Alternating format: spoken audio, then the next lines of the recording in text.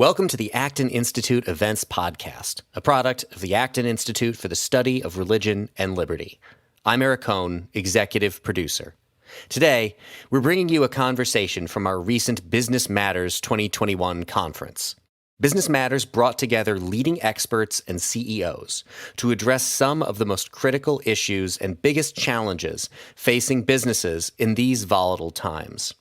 Between the COVID-19 pandemic, civil unrest, and political turmoil, we have seldom seen a more uncertain time for our businesses and for the world.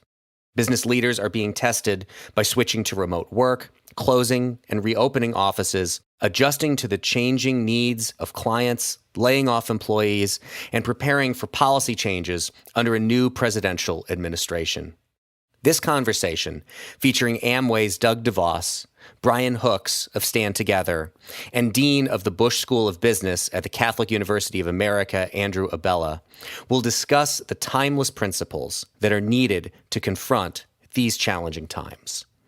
To learn more about upcoming and previous Acton Institute events, please visit our website at acton.org/events. If you like this program, you can help us reach even more listeners by sharing it with a friend and leaving us a 5-star review on Apple Podcasts. We welcome your comments as well. Acton Institute Events is available on Apple Podcasts, Google Podcasts, Spotify, Stitcher, or wherever you listen.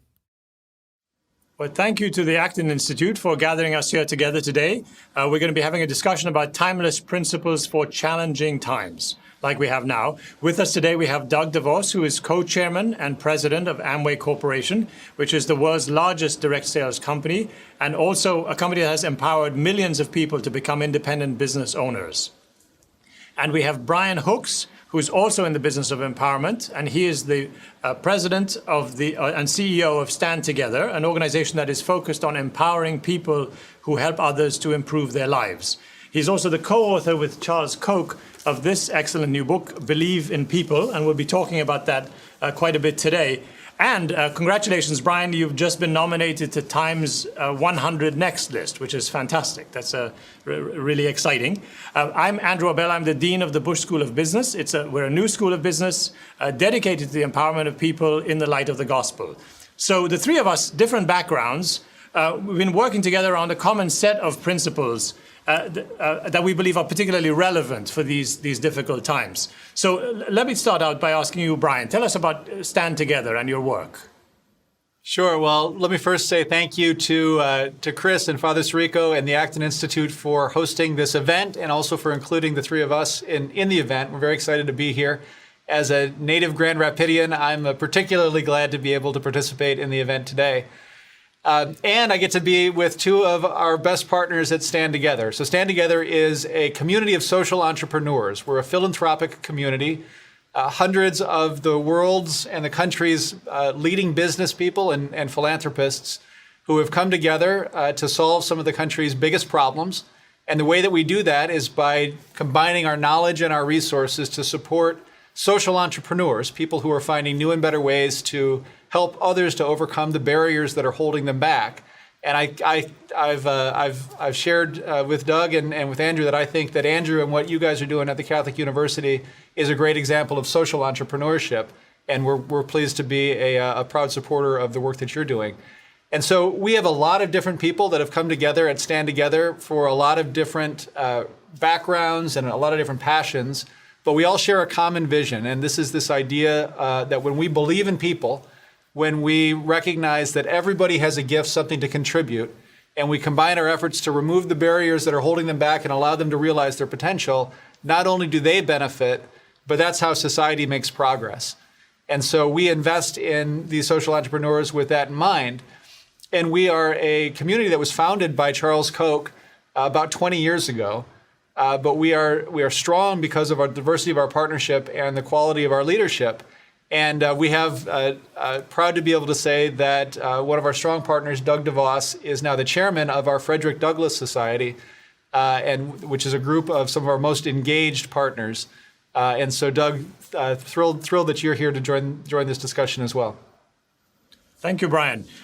So, Doug, Brian already mentioned, so you're heavily involved in Stand Together, leading the Frederick Douglass Society. Tell us about that. What drew you to be involved in it? What are you hoping to accomplish through your involvement in Stand Together? Certainly. Well, thanks, Andrew, and thank you, Brian. And again, Brian, congratulations on your most recent recognition in addition to the other recognitions that you've had. It's an honor to be here again with our Acton friends and to have this opportunity to share a few thoughts and talk a little bit. And Andrew, as I think about the relationship with Stand Together, I just have to tell you the first interaction that I had, my mother and father were very involved a bit before I was, and then they invited me to the first interaction that I had. And as I walked in, I said, I'm home. Everything that's being discussed here connects with everything that I was raised with. It seemed like a big Amway meeting. Forgive me, Brian, but it seemed, seemed like it was this is perfect. This is exactly what we're talking about. The principles that you've written so well about in the book most recently, Brian, and the principles that are espoused and all the things that Charles spoke about at that conference were just exactly what we had seen, and in many cases how we had tried to put them into practice in the Amway business. And so it was a setting, and it was an environment that was incredibly friendly, unbelievably welcoming, and I just felt comfortable immediately. And as I got more deeply involved, the opportunity to engage with the Frederick Douglass Society members, those who are the most engaged in Stand Together, I found people who felt exactly the same way. They had businesses all over the country. They had different interests, different ages, different types of businesses, different perspectives, but they rallied around these principles, these values that were important to them, and they wanted to learn how they could continue to express them in different ways in their lives. And so it was a compelling interaction the first time. I just enjoyed every minute of it and felt this is a place where I need to spend a little more time as we move forward here. This is a group of people who are absolutely committed, incredibly thoughtful, have great partners like you, Andrew, and many others, and just are focused on doing good things for people in our society and working together to make that happen. So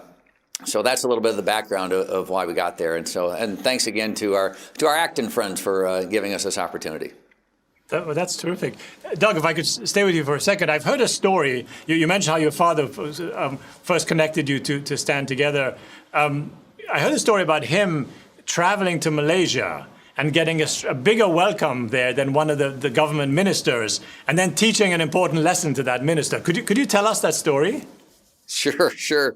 Well, and I tell it often because it connects so much with the principles we talk about. And so this is, in the 1970s, our first trip to Malaysia. Amway has been there for a few years at this point. We've got a great start. The business is growing. We're there for our first annual convention. We have a few thousand people that will be at the convention. In those days, when Dad would arrive at a location, people would greet him at the airport. So there was a few hundred people that were there to greet us as we landed at the airport. And before the convention that evening, it was actually the Prime Minister, Dr. Mahathir, who visited with Dad, and they talked about the business a little bit. They were just kind of connecting and visiting. And as the Prime Minister was speaking, he was saying that it's a tough time economically in Malaysia. He would go on to say that in Malaysia, the greatest natural resources of Malaysia were copper, tin, and oil, and all of those prices were depressed on the global market, and therefore it was having a negative impact on their economy. And they continued on with kind of that economic or business discussion. And then he kind of switched it around and he said, but your business is doing great. And he referenced all the people that met us at the airport. He said, you have all these people meeting you at the airport. Nobody ever met me at the airport, when I return or something. And so he joked about that a little bit. And then he said, no, seriously, what's the secret? And Dad's response was very simple. He said, Mr. Prime Minister, you may think the greatest natural resources of Malaysia are copper, tin, and oil.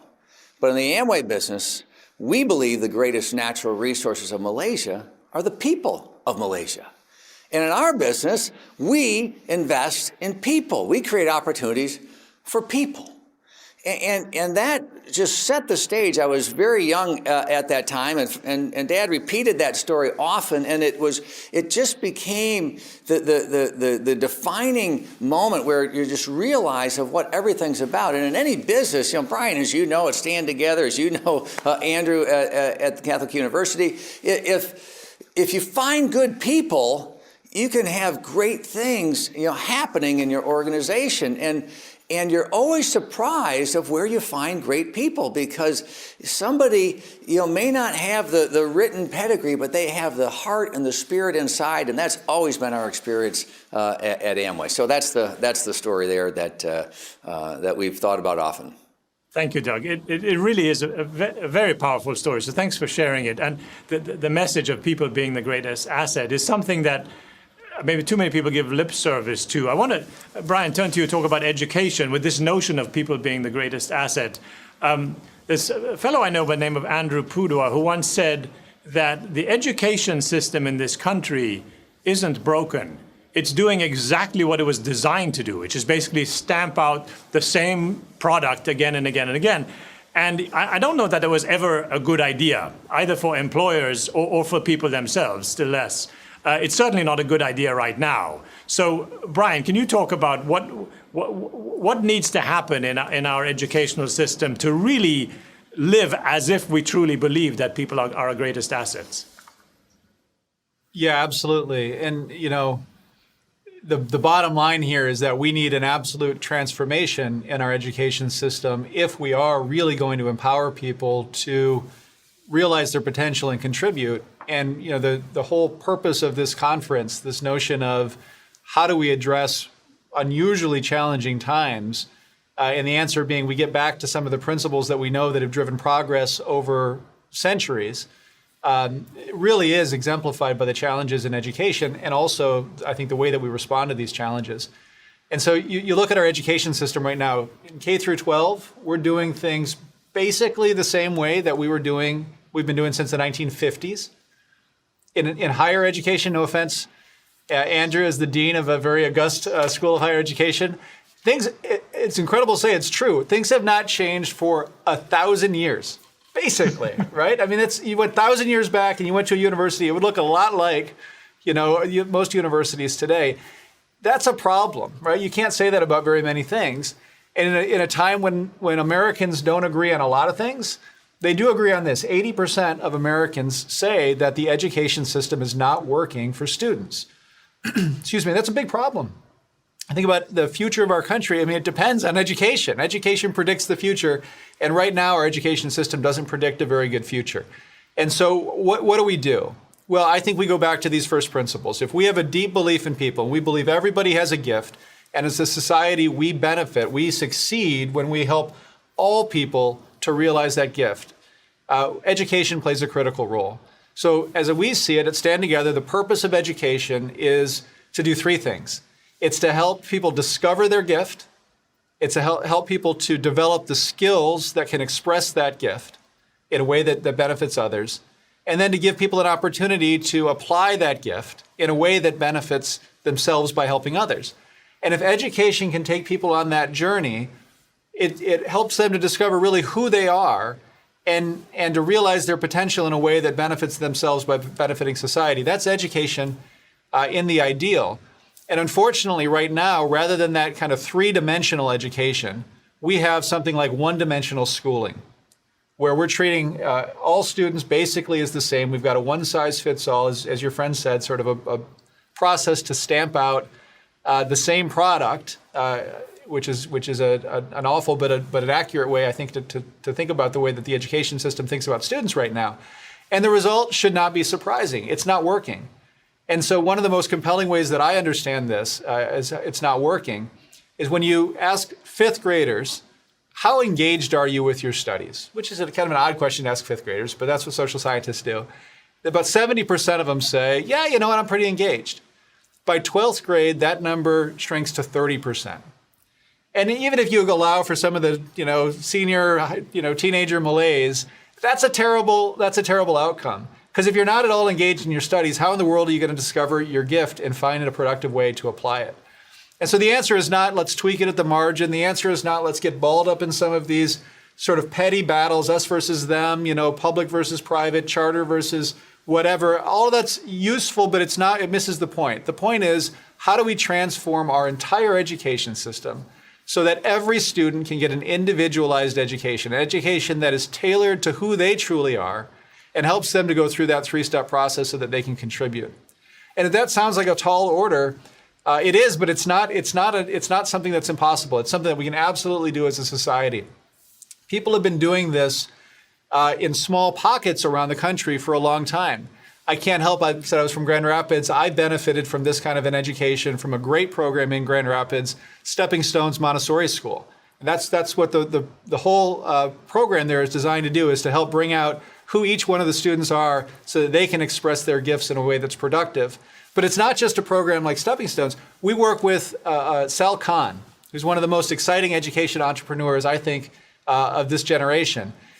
Sal Khan is the founder of Khan Academy, which is a digital platform that now serves about 100 million students worldwide. Sal is starting a new project in partnership with Stand Together and a number of our partners called Schoolhouse.world, which is a digital platform that basically allows individualized education for students in cohorts. So it's not just sort of Zoom learning, but students can learn from each other and learn from people who have something to offer to those students. And the beauty of the platform is that it can be individualized at scale. And there are literally hundreds of programs like that we're supporting right now through Stand Together, because we see this unique moment in education where people are paying attention. A whole lot of people around the country are realizing just how unsatisfying and broken the system is. And there's a real energy to do something about it. And we think that it's time to go big, because we can't afford to continue to shortchange students the way that our education system does right now. We can't afford it as a country. Well said, Brian. I'm with you. Couldn't agree more. I'm glad you brought up Sal. I had the pleasure of meeting him at a Stand Together event a couple of years ago. Super inspiring guy. But as you say, one of many, right? Many of these innovators who are bringing up new ideas. And it's these kinds of bottom-up solutions, I think, that are the hope for education, but just, I think, for our society as a whole. Doug, in the Christian tradition, we use the word subsidiarity to mean, in effect, bottom-up solutions, right? Letting people closest to the problem try to find ways to solve the problem rather than imposing top-down solutions. This is very much, as I understand, the way Amway is run. Could you talk about subsidiarity / bottom-up solutions and how things work at Amway? Sure. Again, this is why I felt so connected at my first Stand Together experience, because when you talk about a solution from, and I'll use the term entrepreneur from whether it's a social entrepreneur or a business entrepreneur, when you have somebody who has a drive and a passion, they're going to find a way to succeed, and there's no way I'm going to know their specific situation. Now in Amway, we created a few things, a bit of an infrastructure. We have a product line, we have a compensation plan, and we have a few things to kind of guide the development of our newest independent business owners. But they have to kind of find their own path. And they don't do it on their own. In our structure, you have a mentor that works with them, and you have access to other people who've been successful and can start with at least a range of ssuggestions or ideas of what's worked for them. But that doesn't come from the company. It doesn't come from us saying, well, we've done a lot of studies and here's what you do. And in fact, there was a story that early on, my dad and Jay had a consultant who was saying, well, you know, in Amway, you don't want to just offer this to anybody. You know, you really want to have some qualifications. You want to give them a test and see if they have sales experience, and you want to, do all these other things before you allow them to even get started. And Dad and Jay fired him. And they said to him at the time, they said, who are you going to leave out? Who are you going to leave out? And why are you going to leave them out? We don't know if they have a chance to be successful or not. We don't know if they can go forward. Now we have standards and rules. They can't do things wrong in the marketplace, but people have, from all different backgrounds, have been successful. And some of the most unlikely or unpredictable. I shouldn't say unlikely because they always had that content of character inside themselves, but unpredictable. You would never say, oh, this is the resume of somebody who's going to be wonderfully successful in the Amway business. And so what we've always done is we've said, we want to offer the opportunity to everybody. And we know there's some people that'll just at the beginning say, hey, I don't want to do that. There's other people who say, I'd like to do it, but may not really have the skills and they're not successful. And it breaks our hearts. But many times they'll say, I learned something along the way and it helped me in something else. Okay, well then we were helpful. And then those who've become successful have, again, very, very different backgrounds and how they became successful, what they did to become successful is a little bit different. And so we celebrate those differences, we celebrate that background, and we recognize what they've done. And that's been the strength of our business model. We don't try to tell everybody what to do. We set goals, we create conditions for success, we provide support, but it's wonderful to see that entrepreneurial spirit alive and well and spark in an individual as they start out having a business of their own. It just releases so much energy, right? When you give people the opportunity to do this. It's not easy just to go. It's not easy. We've had sometimes the people that are successful say, I told myself I'm going to fail 100 times. I'm going to have 100 people, turn me down on a product sale or whatever it is, and they said by the time I got to 100, I was actually successful. So I mean, it's tough work. It's tough to develop yourself. As Brian talks about these sorts of things, it's tough to find your gifts and then to figure out how to turn them into talents, into skills, and then to apply them. That's, it's not easy work, but that's the most fulfilling and that's the most productive in our opinion. And you have a system and a culture that encourages that drives that. And I think it's the more we can replicate that. Brian, could you generalize this for us? I mean, bottom-up solutions can work in a company like Amway. They can work society-wide, right? So Stand Together is involved in poverty alleviation issues. So talk about bottom-up solutions in the area of issue of fighting poverty. Yeah, that's right. These are the timeless principles for these challenging times, right? This is the story of successful businesses like Doug's. It also happens to be the story of our country's success, right? We started as a country with a very noble North Star, right? An ideal, I think, best represented by the language in the Declaration of Independence.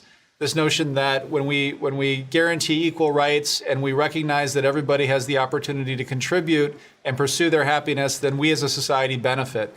And of course, right from the start, we never lived up to those ideals. But the progress in our country that has come has been when we've struggled together to address the gaps between the reality and those ideals, address the injustices in our society, and bring more and more people into that noble North Star. And it's the principles of liberation and empowerment, basically. That's been what's caused our country to have such, and frankly, exceptional success.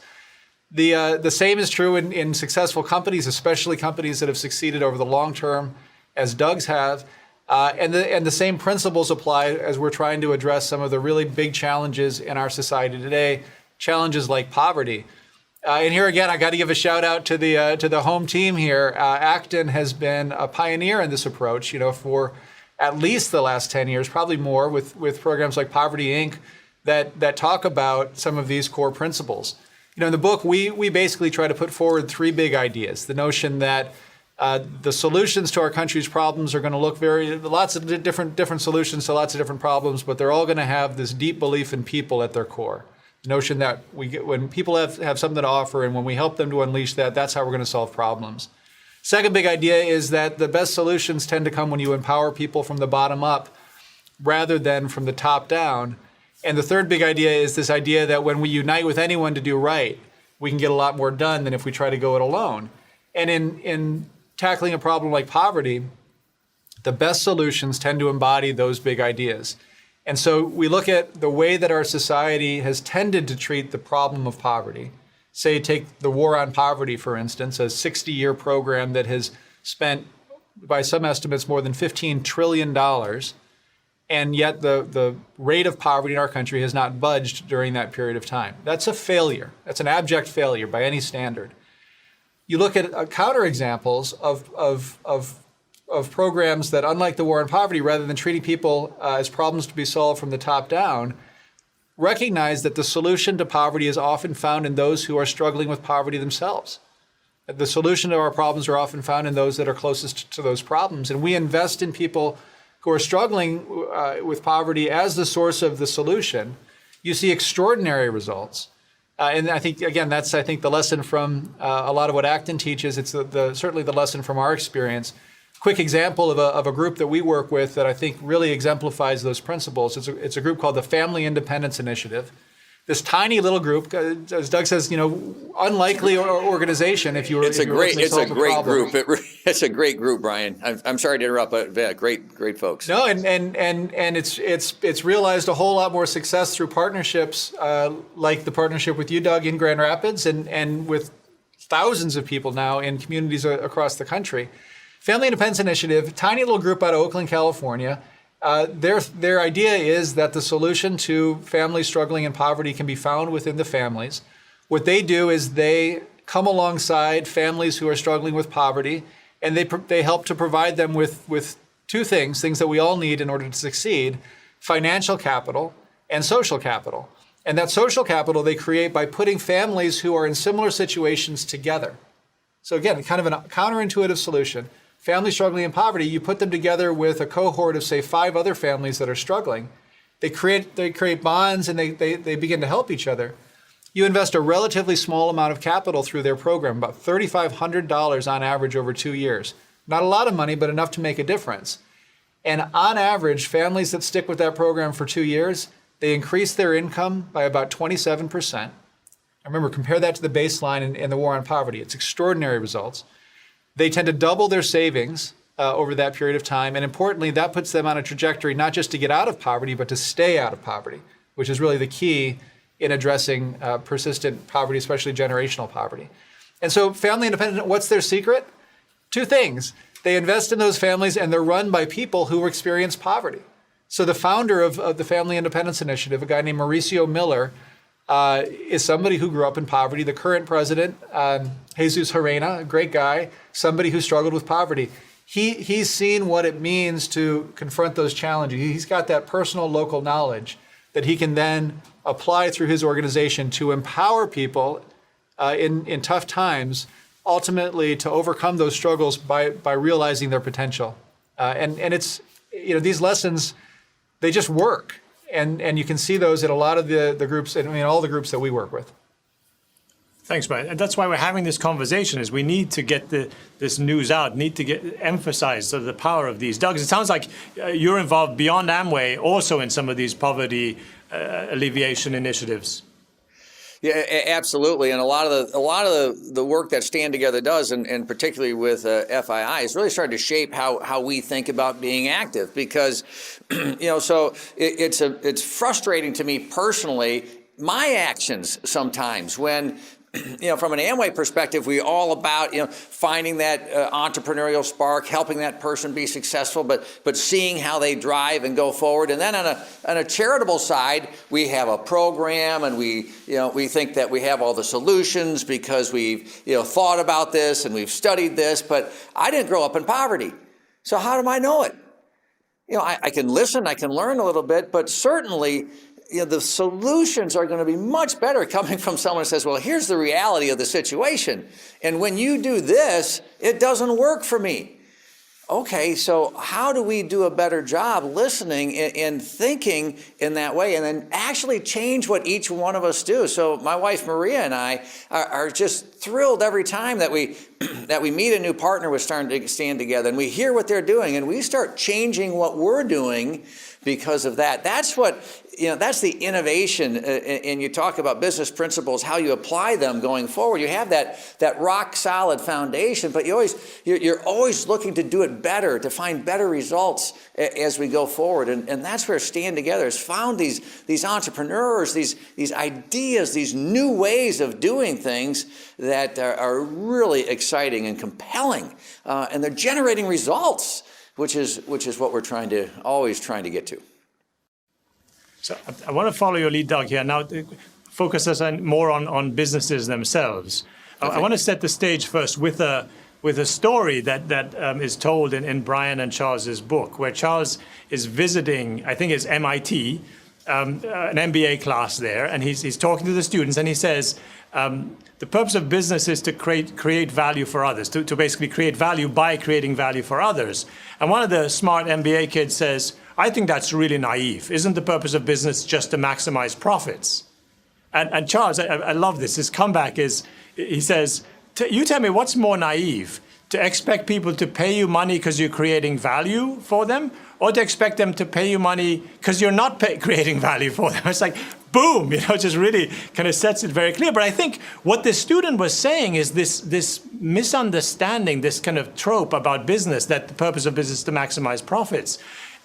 This assumption that somehow business is purely amoral. It's just about the money, And there's nothing in life that is amoral, because human beings, we are moral beings in the sense that we want to be moral, even though we disagree 10 times a day on what moral means, but we want to be moral beings. So when somebody tried to convince folks that business is amoral, it didn't work. And so some people try to bring morality back into business. And the way that's happening this year and last year, very concerning to many of us, is under this title of woke capitalism, right? So where businesses are kind of putting on a show of being moral, being woke, by paying off the issue of the day.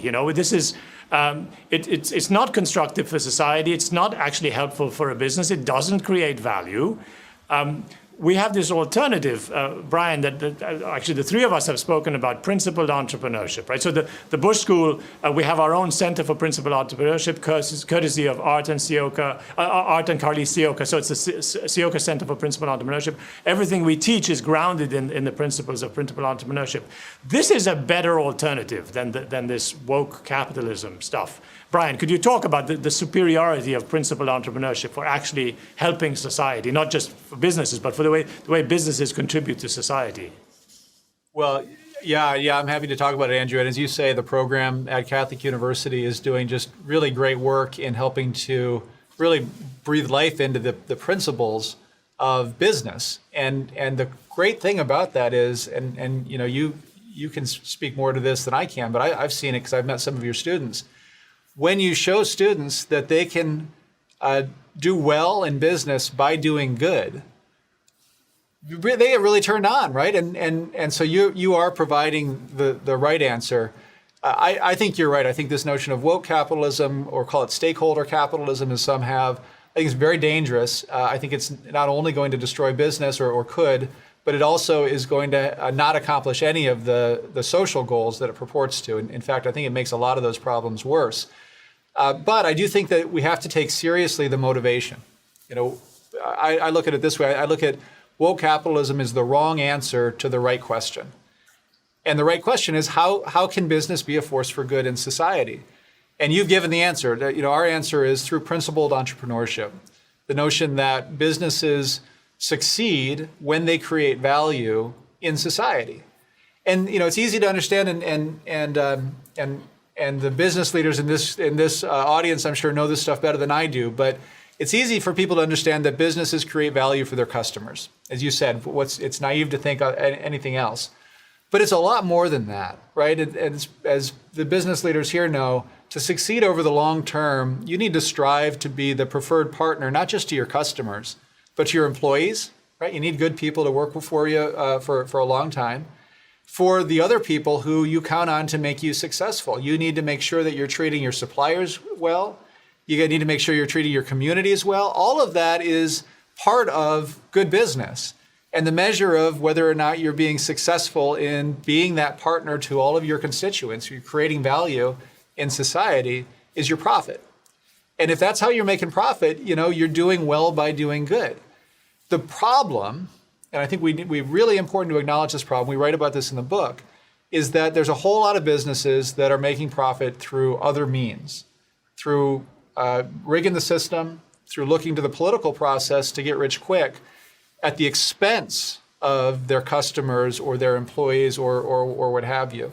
And you see this through things like bailouts, for instance, right? Absolutely unacceptable. We call that corporate welfare. Or you see that through businesses that sort of collude with the government to create regulations that they can abide by, but it makes it really hard for new businesses to come into the market and compete with them. That's not fair. And so when people see that that's how businesses are making money, they get upset. And they say, wait a minute, you're not creating value in society. We got to do something about that. And so their answer, woke capitalism or stakeholder capitalism, is the wrong answer, right? It's actually going to make that problem worse. If the problem is people are looking to the political means to profit, you don't want to put more politics into that equation. Right. The right answer, though, is principled entrepreneurship. Yeah, exactly. Can I jump in a little bit here? Yeah. And just an observation. Andrew, I love that story about Charles, because Charles I find to be unbelievably intelligent, incredibly thoughtful, and yet he's able to communicate a very simple, powerful message that we can all understand. And sometimes, and again, for all of us in the audience, we like to figure out all the knowledge that we have and find a lot of words to use, and sometimes bringing it down to just the cut to the chase, the simple message that business is and must be a social good. Brian's articulated beautifully how business can get off track and take away from the fabric of society, take away from innovation and entrepreneurship and competition, and take away from the ability of creating value in the marketplace for a customer and employees and communities and supplier networks, all those sorts of things. It's just, Brian, I loved listening to how you go through that. But the observation to pull out, and for all of us all of us at this conference, think through the simplicity of the communication. And your values, what you believe, because on this woke capitalism question, Brian, it's the right question. These are topics of the day we must address. But let's be really, really thoughtful about answers that will really generate results. And if you just take the war on poverty example, there's been a lot of answers, but they haven't generated the results. And so we can think about what's the right answer for you and your business. What are your values? How are you going to express them so that you're creating value in the marketplace for your customers, your employees, your communities? And I think that's just a hugely important topic. And we are, when Amway started, Dad and Jay just kind of lived that. We grew up in that. We're doing it. We're continuing to refresh that discussion. That's a tough discussion, and those answers aren't simple, but it's well worth the journey. So I just had to dive in on that part. Sorry, excuse me. No, I think that's exactly right. And to me, the very cool thing about all of this is that it's something we can all do, right? Do the right thing. Even when it's tough, do the right thing. And as business leaders, as tough as things are right now, when you look at where do people in our country look for leadership, there's a lot of institutions that are really at the bottom of that list. Government is at the bottom of that list, right? People do not trust government leaders right now, and frankly, for good reasons. You know who they do trust more than anybody? It's business leaders. Yep. And so when they see business leaders doing the right thing and setting that example, that's a powerful signal. It's a powerful way to help people to really kind of see what the right thing is. And the converse is also true. When they see business leaders do the wrong thing, that makes a very negative impression. So we've all got the opportunity on this one, I think, to really help to make progress just through doing the right thing. I think so. I think part of the problem is, in effect, there are two kinds of capitalism, but we call them both capitalism. But one, crony capitalism, proceeds by just trying to sequester as much value as you can for yourself, regardless of value creation. The other one succeeds through innovation and creating value for others. Unfortunately, we use the same name for both. We should somehow split that and they're two very, very different things. But the innovative, the sort of principled entrepreneurship capitalism, that's the one that serves society. And Doug, I'm glad you were giving those examples from Amway, because this is something that, clearly, this is what you guys are doing. I want to ask you, though, about servant leadership. I think there's a certain sort of humility that is needed. in order to run a large enterprise that is truly consistently oriented to serving others. Could you say more about servant leadership?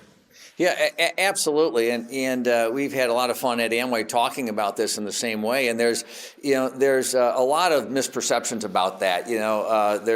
Originally some of the discussions that I was involved with at the company were like, well, it's just everyone's being nice to each other, and you're taking care of each other, and you're serving each other. And it's like, well, that's not exactly it.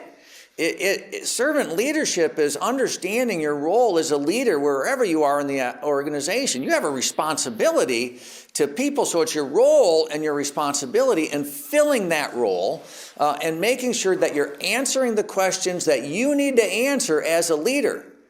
That if you're the CEO, that you better have the answers for strategy, and you better be clear about setting the targets, and you better understand how people are going to advance and develop in the organization, and how you're going to continue to have the right people in the right place, and be able to communicate that clearly and easily, and evaluate whether you're doing well or not. And being honest with people and saying, hey, you're making it work, or you're not making it work, and here's how I can help you make it work. But you do set clear standards, and that's how you serve. Now, you don't serve by trying to show everybody that you're smart and do their jobs for them, or wait for them to delegate up and ask you all the questions so you can answer, and you can sit behind your desk or wherever you want to sit and say, well, I've got all the answers. In fact, I found, I had one wonderful experience. I was early in my career, two experiences. I'll share them quickly. One, I was brand new in my role as a general manager at Amway UK, and I didn't want to screw up. It was a relatively small operation, about 70, 80 employees, and very early, and so I didn't want to make a mistake, so I didn't make any decisions at all. I just kind of would sit there and think about stuff. And finally, my boss came over and said, look, closed the door to my office, said, look, I don't care what you do. Flip a coin if you have to, but make a decision. That's your job. You have to make a decision. And so I'm like, okay, I take that in. There's another time where I took a decision, but I realized that I wasn't the right one to take the decision. I was involved with our meetings and programs team. We had a convention. There was a program happening on stage. I was backstage, and I had an old run of show document in front of me, and I thought that this group of people was the next group to go on stage, and I realized they weren't going on stage. So I grabbed them. I said, you got to go, go, go, and I threw them all on stage, and the actual manager of the production looked at me, and he said, we changed the program. They weren't supposed to go on stage. We'll make it work, but it's okay. So I realized, what an idiot I am when I try to do somebody else's job. They're far more qualified. They're far more qualified to do that. I have my role. They have theirs. We have to work together. And especially depending where you are in leadership, your ability to encourage and help others work together. So servant leadership brings in all those aspects of fulfilling that leadership role without abdicating your responsibility, because that's how you serve the organization. And so I think it's a great concept, but and you rightly hit on the humility aspect, because you need to also be aware, like my story on the production, and there's a lot of other stupid things I've done too. I could spend a lot of time on that front, but recognize that that the people you work with are really smart in their areas, and you need to respect what they're recommending, what they're saying, what they're doing as a servant leader, and accept that, and just walk with them while they're making great decisions and doing great work to help the organization move forward. So there's got to be a huge element of humility, to know what you know, what your role is, and then what it isn't, and what you have to back away from. Thank you, Doug. It's a profound thing. Brian, humility is actually one of the guiding principles of Coke Industries, right? So this is a big deal. Tell us a little about how, from your perspective, I think Doug makes a really good case from his experience at Amway. From your perspective, why does humility rise up so high? And then I have one more question for Doug, and then I think we reach the end of our time. So over to you, Brian. Great. Well, I mean, I'll just kind of build on what Doug said. I think he really summed it up. The principles that we have both at Stand Together and, as you say, at Coke, really are designed to help to empower employees to be able to make good decisions based on whatever comes at them. And so if they know what we're trying to accomplish, they sort of know what our vision is, they understand the resources that they have to apply towards that vision, and they know what the principles of just conduct look like, and those principles that are going to help to make them effective within our culture, we want to empower them to create value. And so humility is a critical aspect of that culture for a lot of reasons. One is this notion that no matter how well we're doing, whoever we are, whatever our company is, we can always do better. And we look to a principle that a social scientist named Joseph Schumpeter came up with called creative destruction. And what he said was, to describe creative destruction, he said that the earth beneath the business leader's feet is always crumbling. And he used that metaphor to kind of describe what happens given the pace of change and the need for continual innovation, continual transformation. Now, he wrote that concept back in the 40s. And so if the pace of change in the 40s caused the ground to crumble beneath business leaders' feet, imagine what it's doing now, given the pace of change. And so if you don't have the humility to say, hey, no matter how well I'm doing, I can always do better, somebody else is going to give you that humility the hard way. So you might as well bring it. You might as well bring it yourself, and continually looking for better ways to do things, being open to learning how you can do things better. But the second aspect of it really gets to what Doug was talking about, this idea that as good as you might be at something, you're not going to be good at everything. And if you know what you're good at, you also ought to know what you're not so good at, and then have the humility to go out and seek partners who complement your capabilities. And when you do that, and that ultimately, our organization's called Stand Together for a reason, right? When we seek partners who share vision, who share values, and who bring complementary capabilities, we work together, we can accomplish a whole lot more than any one of us can on our own. I don't care how good we are or you are at anything. We can always do better when we combine capabilities in a partnership that's characterized by those three things. But to do that, I think you really do have to take humility seriously. Thank you, Brian. It's so important. Okay, let me close with one last question. And just a recognition, if I can, Andrew. Sure. Humility starts at the top. Charles is just such a humble, straightforward person. He's just brilliant in how he demonstrates that. It really has to start at the top, doesn't it, Doug? If the leaders aren't modeling that, then it's just not going to work. So last question, going off on a slightly different tangent, but come back to particularly the topic of innovation. So, Doug, something you and I are both passionate about, sailing. So you're actually in New Zealand now, right, for the America's Cup, so that's fantastic. And so I want to, full disclosure, I'm somewhat of a traditionalist, so I want to raise maybe a controversial subject in sailing, which is, you probably guessed it, foiling, right? So foiling, boat is shooting across the top of over the surface of the water, riding on a foil. You look at that, and you could be excused for thinking that's not sailing, that's flying. That's like a hang glider going sideways over the water, right? So okay, but I get it. This is innovation, and it's exciting innovation, and I look forward someday to having a small foiling dinghy that I can take out. But here's the thing: as I read about this, I learned that there's all kinds of rules about the foil, and it can only be this shape, and you can only get this part from this manufacturer, and it used to be it couldn't move, now only this one part can move. It seems like a lot of heavy regulation. Is this going to be actually stifling the innovation in sailing?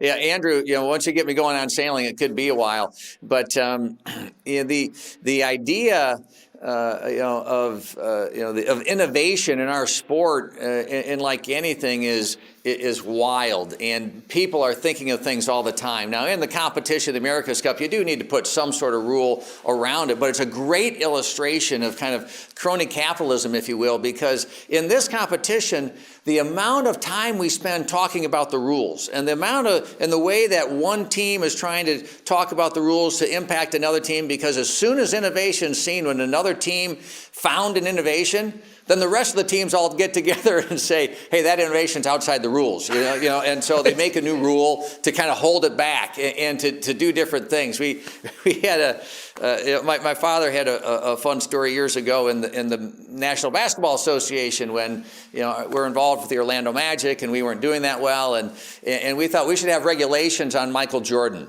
Michael Jordan, he jumps too high, he runs too fast, he shoots too well. So once he gets to 40 points a game, that's it. You got to take him out, because you just can't have that anymore. And so the rest of the NBA should create rules to limit his innovation, his creativity, his skills.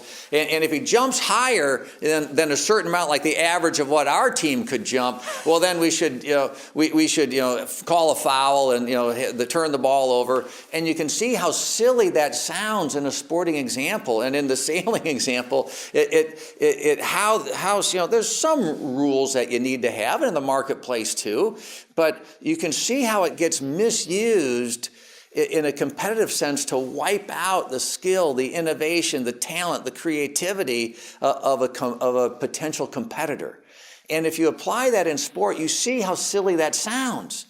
But yet that's being applied in business on a regular basis. So we think that innovation in sport and our competition is still incredible innovation inside that. But you hit a perfect illustration. There's so much time talking about the rules. And some of the team meetings that, the lawyers come in and then the rules experts come in and then we talk about this and this and here's an interpretation that happened. It was, the first hire was actually the lawyer. On the sports team, that wow. We did many years ago. So, so when you put, these principles that are happening in the marketplace into a sports connotation, they seem silly. So why wouldn't they be silly on the business side? And so for all of us who are attending, be engaged in what's happening around you. Be engaged. Bill Seidman, when Gerald Ford became president, Bill Seidman was a local a guy in Grand Rapids. Many of you know the Seidman School at Grand Valley State, so certainly you'd be aware of some of that history. But I remember he told Dad and Jay, said, "You better pay attention to Washington, because they got the power to put you out of business, and so you better pay attention to what's happening in the marketplace around, and be active finding good solutions." There's still problems. We can agree there's problems. We can be better, but we should all be active together finding good solutions. And so we'll have more time to talk about sailing, Andrew, as we go forward and how things are working down here at the America's Cup. But great illustration, a great way to use sport to connect back to business and the marketplace. Thank you. Thank you very much, Doug. And thank you, Brian, for giving us the time. I think we had a good conversation here. Hopefully we're giving people a bunch of things to think about and some good inspiration here. So thank you both. Thank you.